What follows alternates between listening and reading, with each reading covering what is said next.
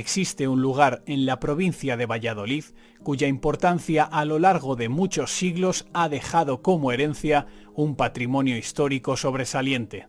Pero no es lo único que ha dejado en Medina del Campo el paso del tiempo. Aquí, las leyendas se han ido convirtiendo en mitos y los fantasmas siguen intentando llamar la atención de los vivos en algunos de sus enclaves.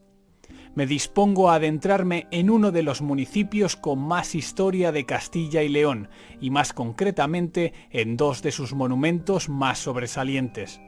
En uno me sentiré como si hubiera viajado al pasado, y el otro es uno de los edificios en los que más se han vivido experiencias paranormales recientemente. Medina del Campo es una tierra donde las leyendas y los hechos paranormales se han hecho cada vez más populares. Esto ha producido que mucha gente interesada en este mundo se acerque cada vez más a ella para poder comprobarlo. Medina del Campo puede presumir de tener un patrimonio histórico sobresaliente, pero la razón por la que he venido a investigar aquí es por los hechos paranormales que acontecen en dos de sus edificios históricos más importantes, especialmente en el Palacio Real Testamentario. Su historia proviene desde muy antiguo y desde entonces se han ido forjando todos estos mitos, leyendas y misterios que han llegado hasta nuestros días y nos siguen fascinando y sorprendiendo. Y a raíz de que el edificio fue convertido para oficinas del ayuntamiento, los testimonios sobre hechos paranormales comenzaron a aflorar, y eso hace que crezca mi interés por este enclave. Los testigos de estos fenómenos paranormales nos hablan de pasos, puertas que se cierran e incluso presencias que siguen a estas personas y las llaman por su nombre. Esto ha creado una sensación de auténtico pavor a las personas que los han vivido en sus propias carnes, que han tenido que salir corriendo del palacio. Alguna tarde-noche, estando aquí solo supervisando estos trabajos, yo percibía sensaciones incómodas que me hicieron salir de aquí por no estar a gusto, ¿no? Es decir, bueno, prefiero estar mañana, estar con más personas y verlo de otra manera que no así, ¿no? Esos fantasmas a los que nosotros llamamos muchas veces se quedan aquí apegados porque hay algo que les obliga a quedarse aquí. También se quedan aquí los que tienen mucho cabreo y están muy enfadados, pues evidentemente si hay mucho dolor y esa emoción es muy fuerte, va a permanecer en el tiempo. Por supuesto, podemos decir que Medina del Campo es una ciudad de mitos y leyendas, ya que ha sido habitada durante mucho tiempo y sus habitantes han provocado o han producido, junto con los hechos históricos acaecidos allí, que se hayan creado este tipo de tradiciones.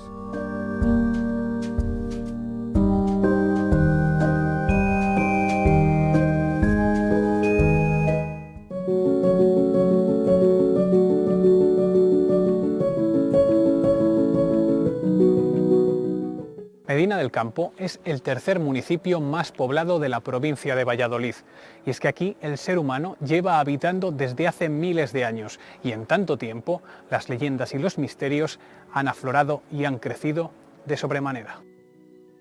Medina del Campo empezó a convertirse en un lugar de referencia en los mapas, principalmente por dos motivos. Por la repoblación que tuvo lugar al inicio de la Baja Edad Media y por ser un punto con una gran actividad comercial. Es considerada como la Villa de las Ferias, dado que en su plaza mayor, la más grande del país, con 14.000 metros cuadrados, se creó en el siglo XV un mercado de la lana muy importante, que además con el paso de los años se convertiría en dos grandes ferias anuales. Fue también en Medina del Campo donde se sentaron las bases del funcionamiento del Tribunal de la Inquisición y también desde allí se planificaron los viajes de Cristóbal Colón al Nuevo Mundo. Estamos hablando de una de las fuentes de financiación más importantes del reinado de los Reyes Católicos y de ahí la relación tan estrecha que Isabel tuvo durante su vida con Medina del Campo. La relación de Medina del Campo con los Reyes Católicos es muy estrecha y especialmente con la reina Isabel la Católica, ya que sería en este lugar donde ella pasaría los últimos días de su vida y acabaría muriendo en el año 1504. Hay que recordar que Medina del Campo fue el primero de sus señoríos. La reina Isabel recibe de su hermano un regalo en concreto que es el regalo de la villa de Medina del Campo, ¿no? Podríamos decir sin lugar a dudas que Medina del Campo fue el escenario donde tuvieron lugar los hitos más importantes del reinado de los Reyes Católicos. Todas las historias que se han ido transmitiendo con los siglos hacen de Medina del Campo un lugar con incontables secretos por descubrir. El caminar por este municipio me transporta a otros tiempos de los que aún se conserva esa esencia, como puedo ver en algunos de sus lugares únicos. Uno de estos edificios tan especiales es este de aquí, la Colegiata de San Antolín, que fue nombrada con esta categoría por el Papa Sixto IV allá por el año 1480, a petición de los Reyes Católicos, y es que los reyes tenían una relación muy estrecha con Medina del Campo y es esa relación el objeto de mi investigación hoy aquí. Esta estrecha relación entre Medina y los Reyes Católicos se materializa en uno de los principales edificios de la misma, un lugar repleto de misterios y de historia en el que se han producido en varias ocasiones hechos paranormales que carecen de explicación. El edificio del que hablo es este, el Palacio Testamentario de Isabel la Católica. El edificio original fue construido en el siglo XIV y en los últimos años se han vivido en él muchas situaciones difíciles de explicar. Esas situaciones me harán volver aquí y de hecho intentaré verme inmerso en ellas.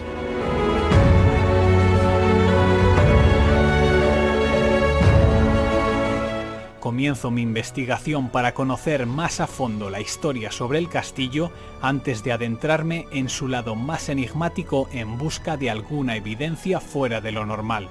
Al entrar, me topo con su impresionante torre del homenaje que tuvo una función diferente a la que solían tener construcciones así. Y es que la torre del homenaje fue un edificio construido independientemente de la fortaleza y por eso fue utilizado como prisión. Con sus 5 plantas y sus 38 metros de altura, impresiona y sobrecoge solo con entrar aquí. Y para hablar de todo este castillo más en profundidad, voy a conocer a alguien que lo sabe todo sobre él.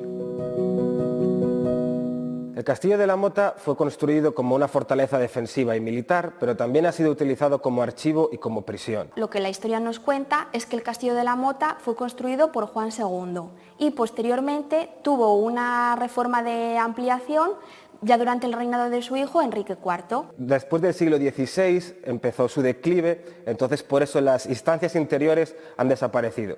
Pero será en 1904, cuando es declarado como monumento nacional, cuando empiece a restaurarse. Aunque no sería hasta el reinado de los Reyes Católicos cuando el castillo adquiriría todas sus características bélicas, tal más o menos como lo conocemos ahora. Este castillo es único debido a su construcción defensiva, muy importante, por ejemplo, la torre del homenaje, además de toda la historia que ha ocurrido en él y la importancia que tiene para el pueblo de Medina, incluso las actividades que se hacen actualmente en él. Estoy completamente fascinado por el castillo de la Mota. Es increíble. Es increíble, no me extraña. Yo creo que es uno de los mejores castillos que tenemos en la comunidad de Castilla y León. ¿Y de dónde viene el nombre de la Mota?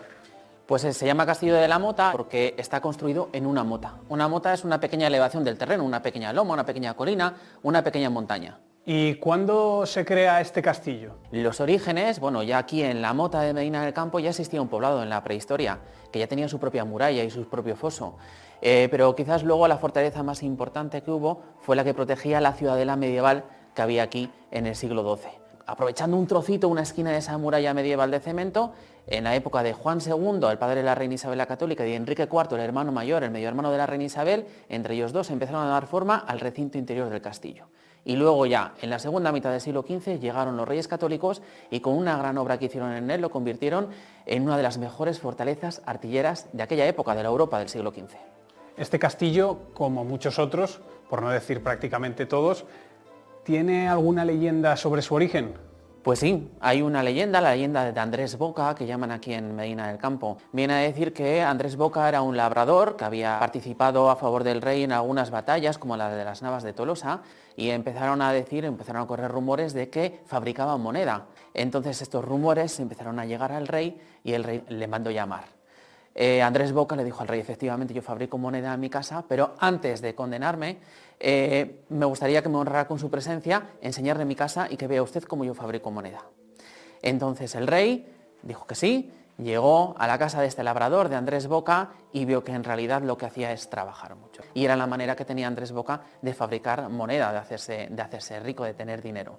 Entonces Andrés Boca decidió que gracias a que el rey le había hecho el honor de visitarle en su casa, dijo que le iba a construir el mejor castillo que había del mar hacia tierra adentro. Este lugar en el que estamos es muy fácil de defender. ¿De qué batallas ha sido testigo este castillo? Pues ha habido varias batallas, pero casi todas han sido en la época de Juan II y de Enrique IV. Ha habido aquí muchas batallas antes de que se acabara de construir el castillo. Esas batallas fueron a mediados del siglo XV aproximadamente y casi todas fueron entre el rey de Castilla y los infantes de Aragón, gran parte de esas batallas.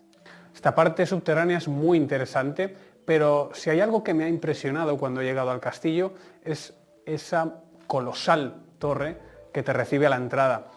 ¿Para qué se utilizaba esa torre del homenaje? Es la gran torre del homenaje, pero si quieres, ya que estás aquí, ¿por qué no vamos para allá y la vemos? Me parece perfecto. ¿Vamos? Vamos.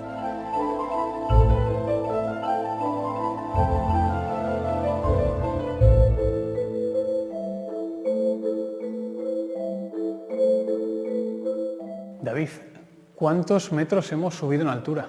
Pues estaremos más o menos a unos un poco más de 30 metros de altura aproximadamente. ¿Y esta es la última planta de la torre? Es la última planta interior de la torre, nos queda ya luego el remate final, la terraza, la azotea, el mirador que tenemos arriba del todo. ¿Y esta torre en qué momento se construye? ¿Qué función tiene? Pues esta torre del homenaje la mandó construir Enrique IV, el hermano mayor, el medio hermano de la reina Isabel. Y la mandó construir como uno de los principales puntos de defensa del castillo. Era el último reducto que debía de llegar a conquistar el enemigo. Además, en su origen fue una torre exenta al edificio interior del castillo, es decir, que los muros del edificio interior del castillo no pegaban con la torre del homenaje. Así era más complicado para que el enemigo pudiera entrar en ella.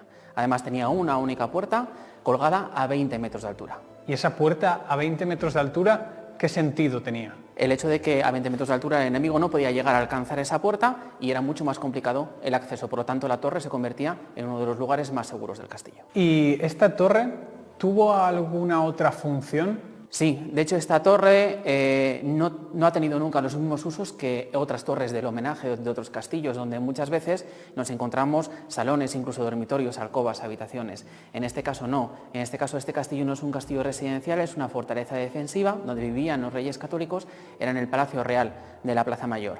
Y esta torre, sobre todo las plantas altas, las plantas nobles que llamamos nosotros, ha tenido usos diferentes. Una de ellas funcionó como archivo y esta incluso llegó a ser hasta prisión. A pesar de la importancia que tiene el castillo y que tuvo, es cierto que durante un tiempo entró en declive, ¿no? Exactamente.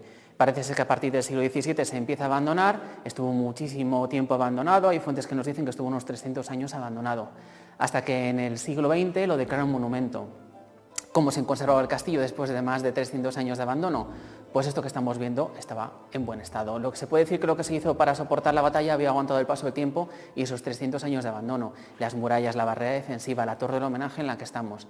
Lo que parece ser que no aguantó el paso del tiempo fue el edificio interior, que se reconstruyó a partir de los años 40.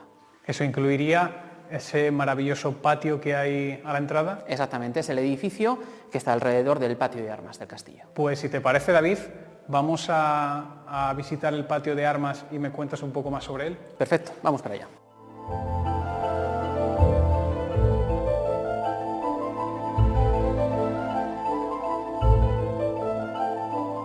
David, aquí donde estamos ahora se encontraba el patio de armas, ¿no?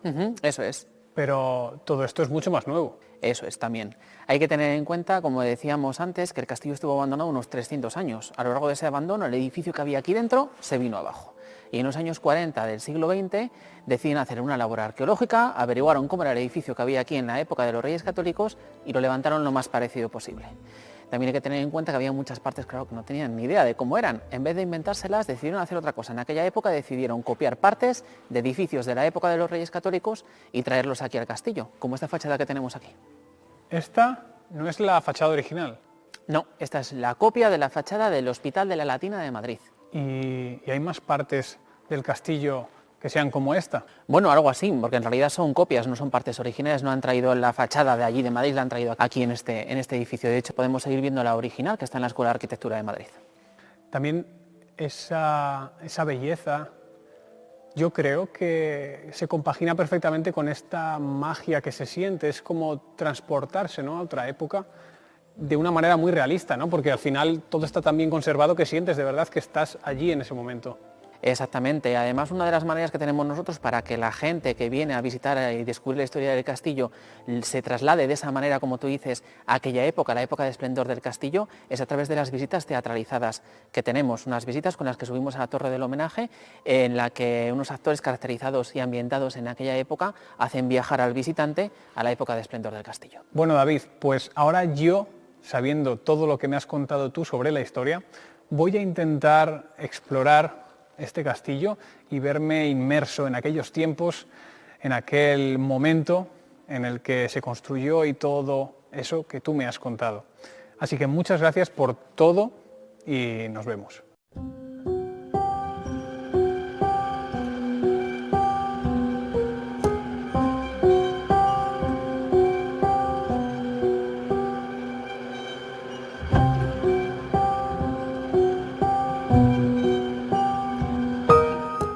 Continúo conociendo este castillo lleno de magia y misterio hacia un lugar en el que la locura ganó la partida a la paciencia y la razón.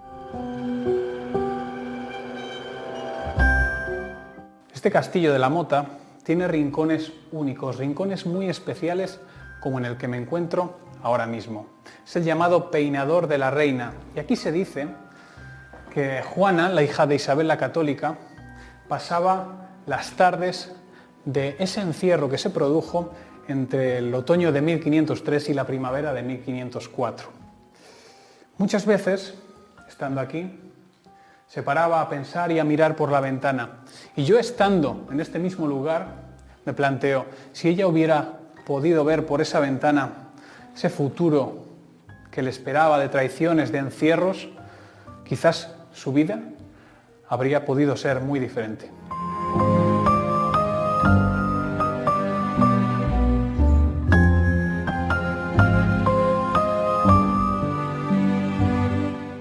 Me encuentro en unos túneles que rodean el castillo y que en otro tiempo fueron galerías de tiro.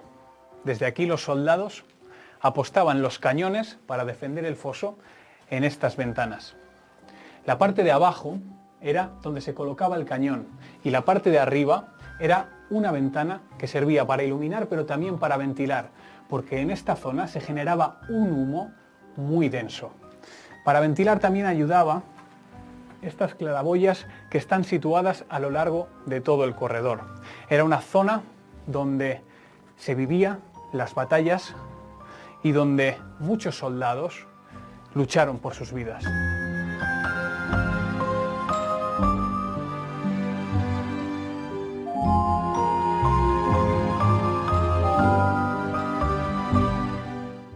Caminando por los alrededores del castillo puedo ver cómo hay restos todavía de la fortaleza primigenia. Lo que podemos observar desde aquí es lo que era una de las primeras torres originales. Fue destruida en la Guerra de la Independencia contra los franceses y de hecho estos propios franceses lo que hicieron fue colocar toda una serie de minas en la base de la torre para intentar moverla y lo consiguieron un poco, pero después en la Reforma esa torre se quedó fuera de la fortaleza y sustituida por nuevas partes. Con tantos siglos de historia, el castillo alberga algunos misterios que nadie ha conseguido desvelar. Uno de ellos es el del espíritu de una joven que se suicidó por amor. Esto ocurrió tras la muerte de la sobrina del rey, después de que su amado fuera asesinado por orden de su tío. El amado fue decapitado y ella, desconsolada por tanta tristeza, se quitó la vida. Se dice que su espíritu aún sigue vagando por las inmediaciones del castillo, aunque no hay testigos que lo hayan visto.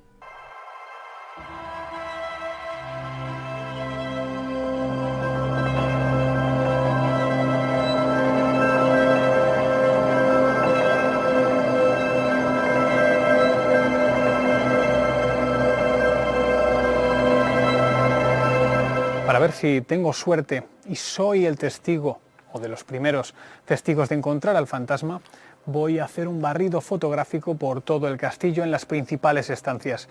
Cuando termine mi investigación aquí en Medina del Campo, analizaré todas esas fotografías.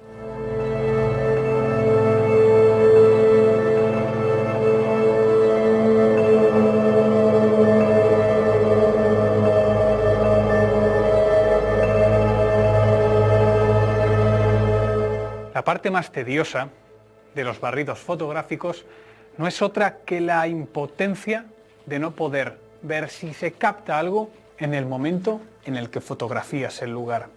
Y es que el ver esas fotografías en una pantalla grande te hace percibir esos pequeños detalles que al final son la razón por la que realizo este tipo de investigaciones.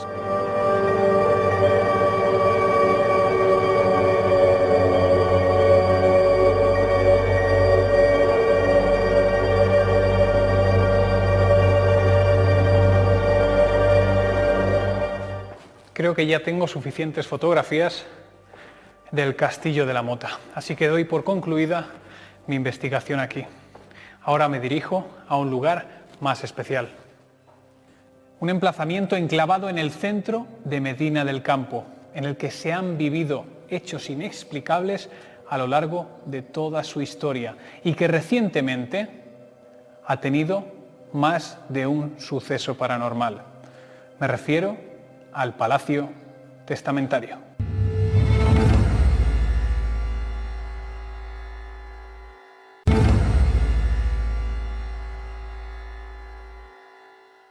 El lugar al que me dispongo a entrar tiene una gran y estrecha relación con la muerte. Y es que aquí, siglos después, se han vivido situaciones que se escapan a toda explicación racional. Pero ¿por qué se suceden este tipo de hechos? ¿Qué es lo que habita en este lugar? Para intentar buscar una respuesta a estas preguntas, primero voy a investigar un poco sobre la historia del Palacio Testamentario. La persona encargada de hablarme sobre los hechos históricos tan importantes que ocurrieron en este lugar es Loreto. Buenas tardes, Loreto. Hola. ¿Qué es este edificio en el que nos encontramos ahora mismo? ¿Cuándo se creó? Este edificio en el que estamos actualmente se llama Palacio Real Testamentario. En origen era conocido como las Casas Reales o el Palacio de la Cera del Portillo. Es verdad que el edificio, por lo que es más conocido, es por Isabel la Católica o los Reyes Católicos, pero su historia empieza muchísimo antes de eso. Desde el principio, estas han sido las Casas Reales, ha sido Palacio Real. Y las primeras noticias documentales que hay de él son del siglo XIV, en concreto del año 1335, de la Crónica de los Reyes de Castilla. Además, el hecho que se narra en esa crónica es muy curioso, porque las primeras noticias que hay de este edificio son en relación con un asesinato. Hay un asesinato aquí, parece que ordenado por Pedro I, que es el que manda matar al adelantado mayor de Castilla. Es decir, que la primera noticia que se tiene de este edificio ya implica una muerte. Eso es. ¿Y cómo evoluciona este palacio? ¿Se le cambia su función? Cambia cuando fallece la reina Isabel, a partir del siglo XVI. Hasta ese momento siempre fue el Palacio Real. Es cierto que se hicieron modificaciones porque además Isabel compró zonas de terreno hacia esta zona trasera, se amplió, había patios, huertos, pero la función cambia cuando fallece ella. A partir de ese momento, ya en el siglo XVI, se convierte en Casa del Peso. Más tarde, en el siglo XVII, Cárcel Real, y ya finalmente en el siglo XX, pues el centro de interpretación de Isabel. Cuando los reyes católicos vivían aquí, ellos tenían más palacios por todo el reino. ¿Cuánto tiempo pasaban en este palacio? ¿Cuánto tiempo pasaban en el resto?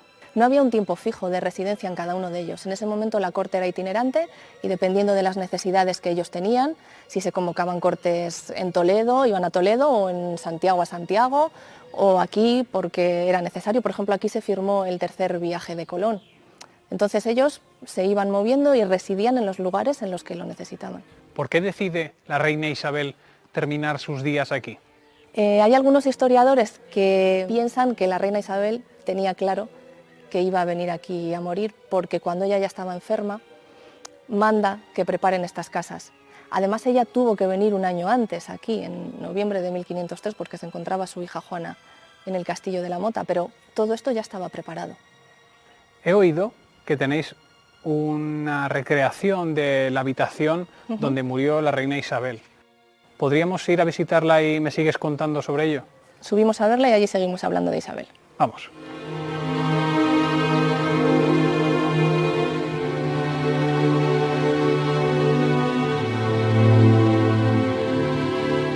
Esta es la recreación de la habitación donde murió Isabel. Eso es. ¿Y cómo se ha podido reflejar tan fielmente? Bueno, se ha tenido en cuenta la documentación que hay sobre cómo era la habitación de la reina y también un cuadro que se pinta en el siglo XIX. ¿Y qué personajes hay en ese cuadro, en ese momento de la historia de España? Pues los principales son Isabel, que está situada en la cama, don Gaspar de Gricio estaría aquí sentado, el marido Fernando el Católico en esa silla, y al lado aparece un personaje femenino de luto que es Juana, su hija, Juana I de Castilla, pero en realidad no debería estar ahí en ese cuadro, porque cuando Isabel fallece, Juana no se encuentra aquí. Ya había hecho ese viaje a los Países Bajos en el mes de marzo. Por lo tanto, cuando Isabel fallece en noviembre, Juana no estaba aquí en Castilla. El caso es que tuvo mucho sufrimiento Isabel aquí antes de morir, ¿no? Sí, los últimos años de vida de Isabel fueron muy duros. Hay que tener en cuenta que fallece su hijo, el único hijo que tenía, Juan. Fallece su hija mayor, Isabel. Fallece el nieto, el hijo de Isabel, el infante Miguel, muy pequeño todavía. Entonces hay algunos historiadores que llaman a eso los 3 cuchillos de dolor de la reina Isabel. Y todo eso posiblemente agravase su enfermedad. Y todo eso ella lo sufrió aquí. Eso es, el último año de vida, desde noviembre de 1503 hasta noviembre de 1504, lo pasa aquí en este lugar. Cambiando un poco el tema, antes me comentaste que este edificio fue una prisión. ¿Cuántos años duró como tal? Fue prisión en 2 momentos históricos muy diferentes. Fue cárcel real en el siglo XVII y luego fue prisión ya también durante la dictadura en el siglo XX. En la actualidad, esto es un centro de interpretación sobre la reina Isabel la Católica. De hecho, a raíz que se abre como centro de interpretación, empiezan a suceder hechos inexplicables, paranormales, ¿verdad? Sí que hay personas que han vivido aquí ciertas experiencias a raíz de la apertura de este centro, es cierto. Y estas personas que han sentido cosas aquí, ¿qué cuentan sobre ellas? Han sentido como que había alguien más o que estaban aquí acompañados. Después de que me hayas contado de una manera tan íntegra la historia de este edificio, Loreto, te lo tengo que agradecer enormemente, y me voy a dirigir a las diferentes estancias de este palacio a intentar conocerlo un poco más a fondo, un poco mejor. Muchas gracias, de verdad.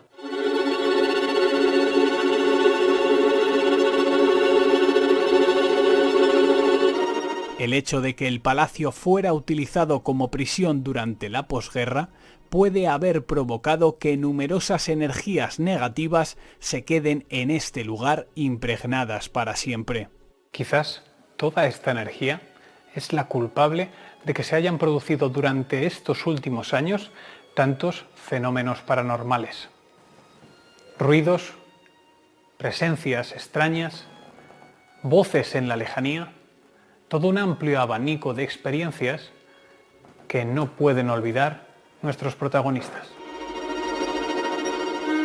Claro, en este caso estamos hablando de un edificio pues, que ha tenido una historia, tiene una carga histórica importantísima y muy variada y diversa, en la que han confluido acontecimientos pues muy duros. Desde que se decide abrir como centro de interpretación, empiezan a ocurrir algunos fenómenos paranormales. En este lugar se vivieron un gran número de torturas y horrores, y sea quizás por estas vivencias que tuvieron lugar, que hoy en día es un sitio donde se suceden un gran número de experiencias paranormales.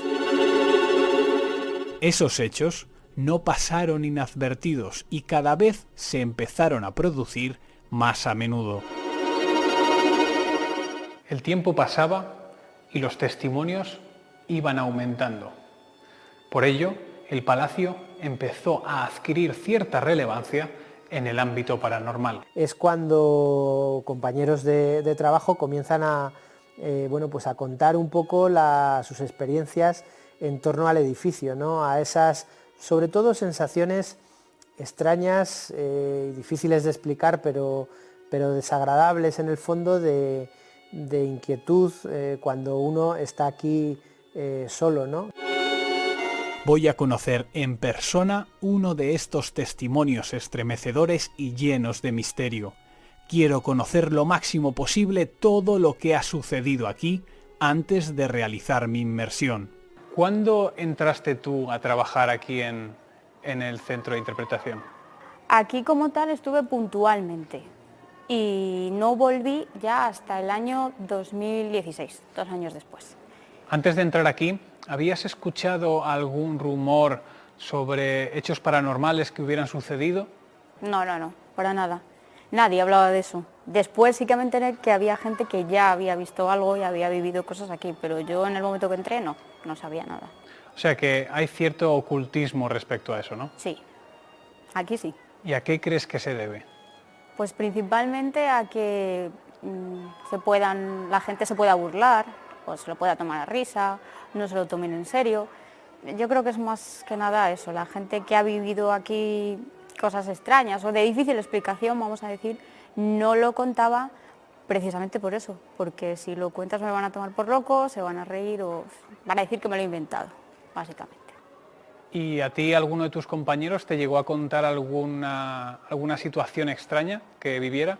Antes no, cuando a mí me pasa algo que, bueno, puede tener explicación o no, hasta ese momento nadie me había dicho nada cuando yo digo, uy, me ha pasado esto, y yo lo cuento además como algo divertido, algo de risa, uy, fíjate, a lo mejor hay fantasmas. Cuando yo lo cuento así, en modo broma, pues ya me dicen varios compañeros, pues no, es que aquí sí que han pasado cosas.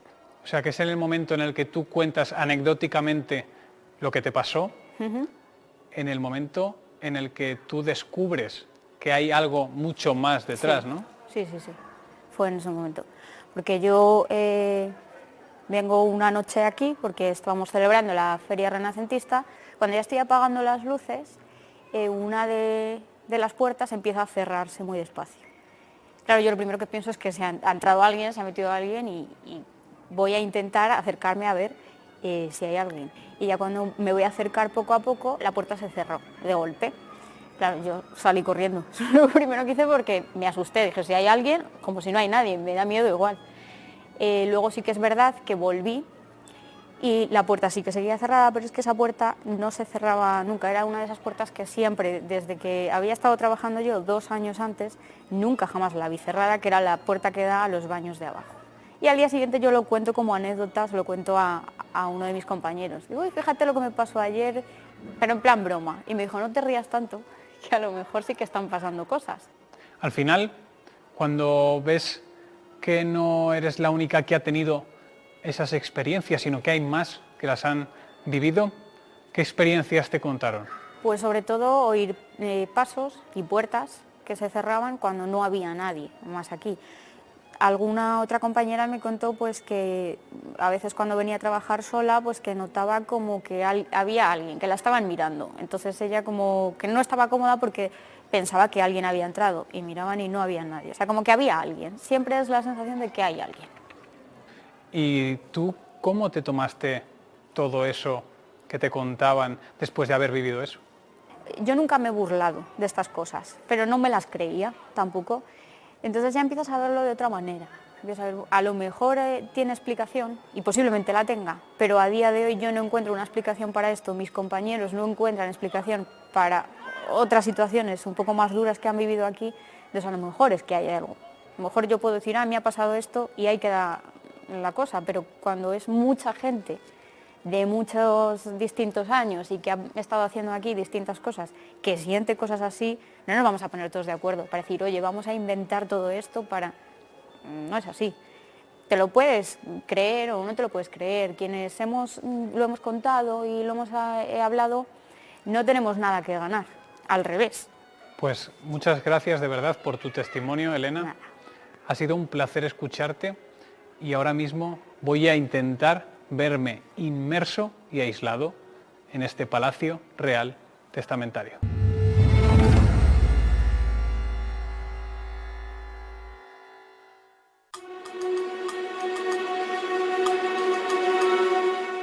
Después de empaparme de la historia del lugar para entender el contexto en el que me encuentro, así como escuchar los testimonios que me han dado, Ha llegado el momento de empezar a investigar a fondo el lugar. Al igual que hice en el Castillo de la Mota, voy a realizar aquí en el Palacio Real Testamentario un barrido fotográfico. Así tendré más material que analizar para mi investigación. Y tras ello, voy a empezar la inmersión. Terminado el barrido, quiero vivir en primera persona la experiencia de permanecer en este palacio durante un tiempo en soledad, aislado de todo. Por eso, he decidido establecerme aquí, en donde voy a quedarme hasta que lo considere oportuno.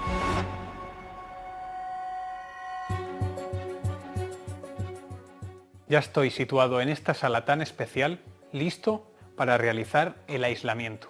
Aquí me voy a quedar el tiempo que estime necesario, comunicándome con mis compañeros José y Sergio únicamente a través de este walkie-talkie. Ellos pueden verme a través de las cámaras, pero no pueden escucharme salvo por aquí. Aquí voy a estar, a intentar sentir, a verme inmerso en la historia de este Palacio Real Testamentario. Esperemos tener suerte y poder captar algo, ya sea por las cámaras o por las sensaciones. Voy a empezar. Al principio del aislamiento, todo fue normal. No hubo ningún ruido ni tampoco nada extraño. Para mí fue decepcionante porque tenía muchas esperanzas puestas en el lugar y eso me generaba bastante frustración y ansiedad, ese hecho de no encontrar nada donde habían sucedido tantas cosas. ¿Habéis visto algo por las cámaras? No, no hemos visto nada. Todo está tranquilo. De todas formas, si vemos algo te avisamos. ¿Allí tú has oído o visto alguna cosa? ¿Ha pasado algo? No, aquí no ha pasado nada. Si todo sigue igual, me voy a ir a otra habitación a hacer otra inmersión a ver si pasa algo.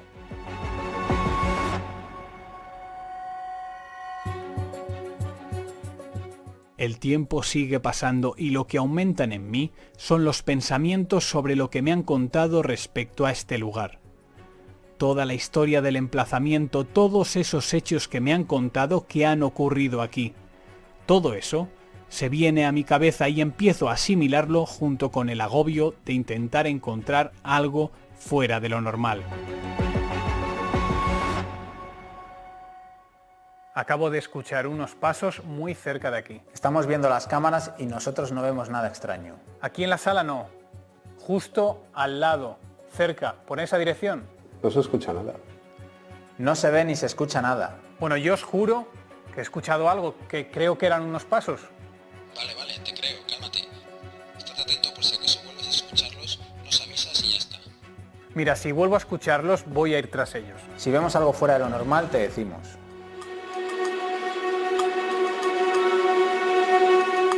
Los acabo de volver a escuchar. ¿Veis algo en alguna de las cámaras? No, aquí no estamos viendo nada. Ni se escucha ni se ve. Vale, pues voy a ir a por ellos. ¿Seguro? Sí, segurísimo. Voy para allá.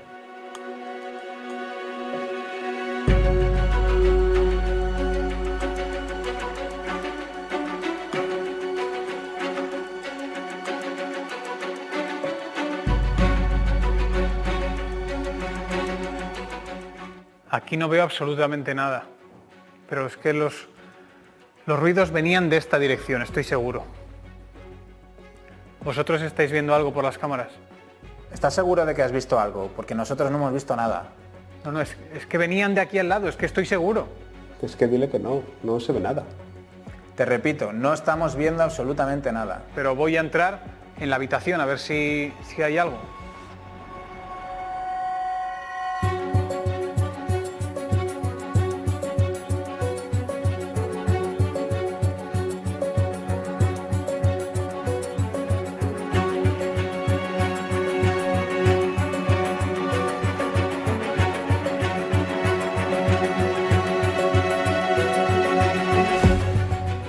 No he escuchado nada, absolutamente nada. ¿Estás bien, Nacho? ¿Quieres continuar? ¿Habrá sido por el agobio que tenía o no sé? Mira, me vuelvo a por la cámara.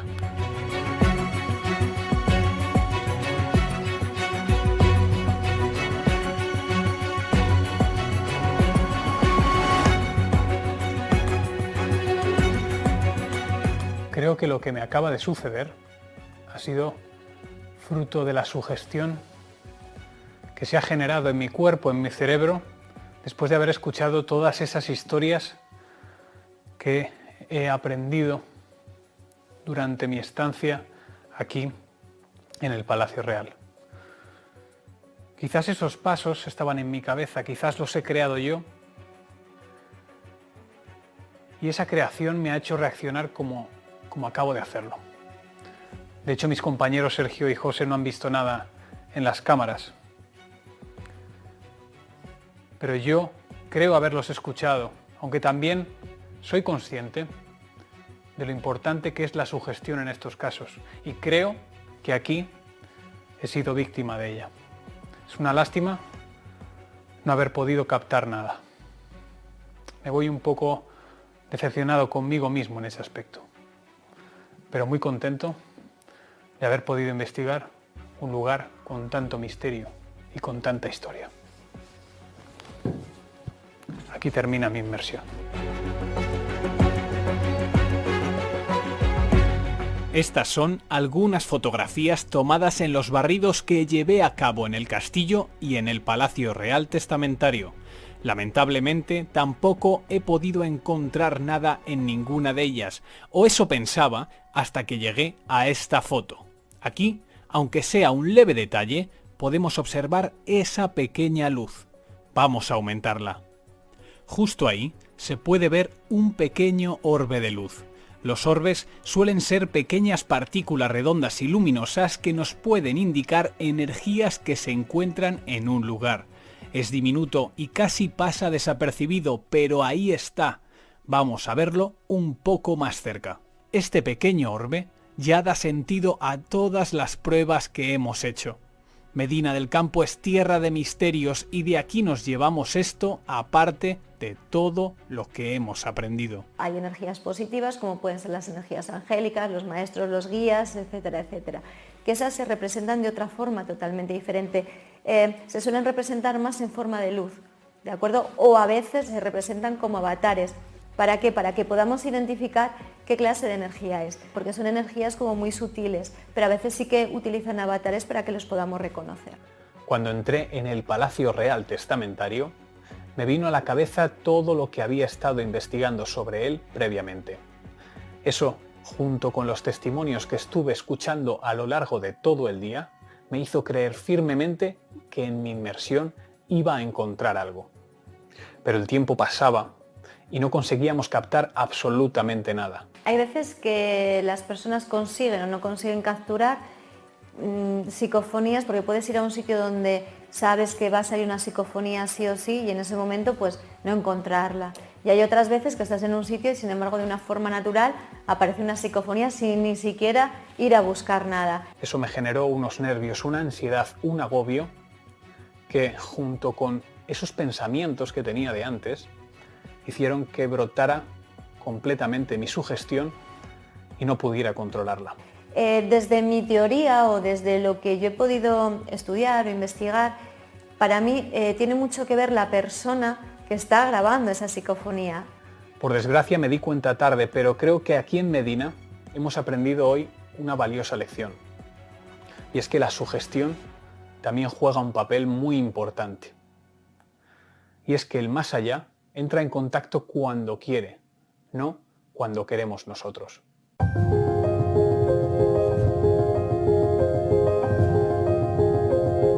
Medina del Campo es un municipio en donde la historia se ha escrito con mayúsculas. Poder adentrarse en su castillo de la Mota supone un viaje al pasado como pocas veces he podido experimentar. Además, el que personajes tan importantes como los Reyes Católicos, su hija Juana y una lista interminable más hayan pasado grandes partes de su vida en él, le da al lugar una magia que se acrecienta aún más con las propias leyendas que lo rodean. ¿Y qué decir del Palacio Real Testamentario?